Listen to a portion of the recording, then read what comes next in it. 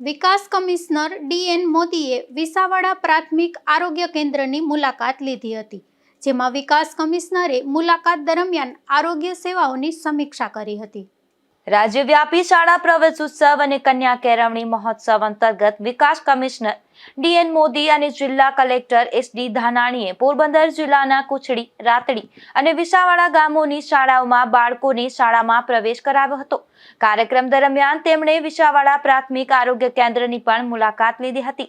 વિકાસ કમિશનરે પ્રાથમિક આરોગ્ય કેન્દ્રમાં ઉપલબ્ધ આરોગ્ય સેવાઓ, દર્દીઓને અપાતી સારવાર તેમજ વિવિધ આરોગ્ય સુવિધાઓ અંગે વિસ્તૃત માહિતી મેળવી હતી.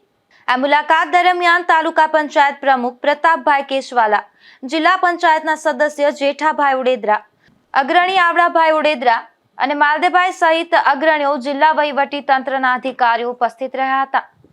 નિપુલ પોપટ સાથે અશોક થાનકી, ગુજરાત ન્યૂઝ, પોરબંદર.